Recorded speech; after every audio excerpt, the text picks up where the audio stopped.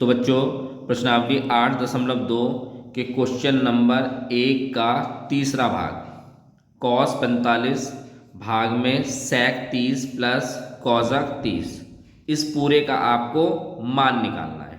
ठीक है, तो कॉस 45 भाग में सेक 30 प्लस के कॉजक 30, तो सबसे पहले हम इनके मान देख लेते हैं। मान क्या होंगे? तो कॉस 45 का मान होता है बच्चों 1/√2, सेक 30 का मान होता है 2/√3 और कॉजक 30 का मान होता है 2। तो ये मान पहले हम क्वेश्चन में रख देंगे, फिर उसके बाद हल कर लेते हैं। तो कॉस 45 का मान हो गया, सेक 30 का मान हो गया और कॉजक 30 का मान हो गया। अब हमें बच्चों करना क्या है, इसको हल करना है। तो सबसे पहले √3 की गुणा हमें 2 से करनी पड़ेगी। ठीक है, तो 1 भाग में √2, तो ये ऐसे के ऐसे आ जाएगा, लिख लेंगे 2 ये हो गया, और √3 की गुणा हम 2 से करेंगे तो 2√3 और भाग में कितना आएगा √3।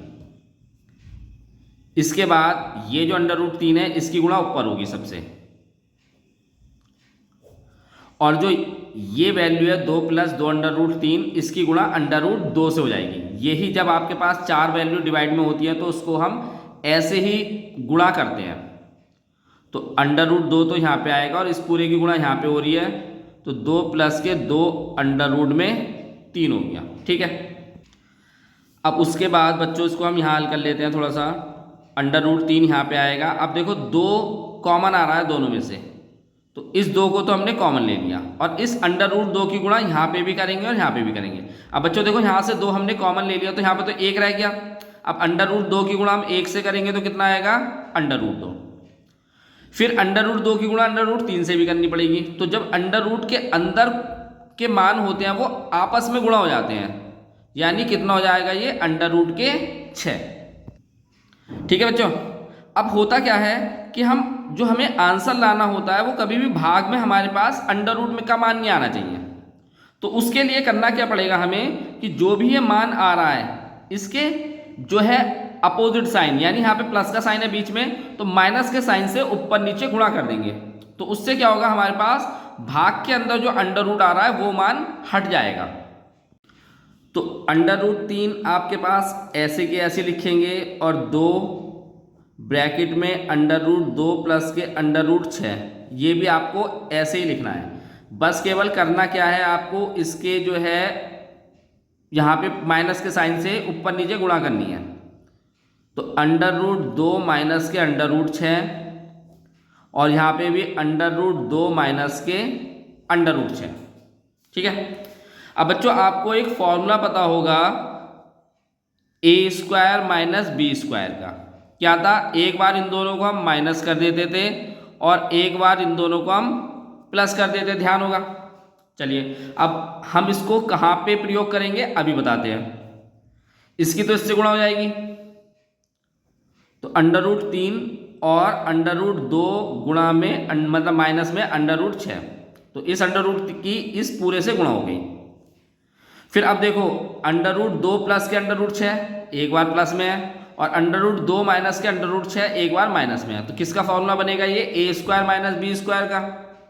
तो इसको हम कैसे लिख सकते हैं, √2 का स्क्वायर और √ में 6 का स्क्वायर। इसके बाद इस √3 की 2 से भी गुणा करेंगे और 6 से भी करेंगे, तो कितना होगा, √3 की √2 से गुणा होगी तो √ की √ से गुणा हो जाएगी, तो कितना हो जाएगा √ में 6। 3 की गुणा 2 से करेंगे, 3 दूनी 6, और ऐसे ही 3 की गुणा 6 से करेंगे तो कितना हो जाएगा ये 18। क्योंकि जब बच्चों दो सारे √ में है तो उनके अंदर की गुणा हो जाएगी और √ ऐसे के ऐसे रहेगा। ये 2 यहीं रखेंगे, √2 का जो वर्ग यानी स्क्वायर होगा उससे क्या होगा √ हट जाएगा तो केवल 2 बचेगा, और यहाँ पे 6 का √ करेंगे आप, ये 6 है तो 6 का √ करेंगे तो केवल कितना बचेगा 6 बचेगा। ठीक है, अब 2 में से आप 6 घटाएंगे, कितना आएगा आपके पास -4, क्योंकि छोटी वैल्यू में से बड़ी वैल्यू घटा रहे हैं आप। चलिए √ के 6 हो गया। अब अगर आप देखेंगे तो 18, हम इसे देखेंगे कि क्या ये इनमें से कुछ मान √ से बाहर भी आ सकते हैं। तो 18 को हम कैसे लिख सकते हैं, 9 दूनी 18, ये 2 हो गया और यहाँ पे कितना बचेगा आपके पास -4। तो ये अंडर रूट में 6 हो गया।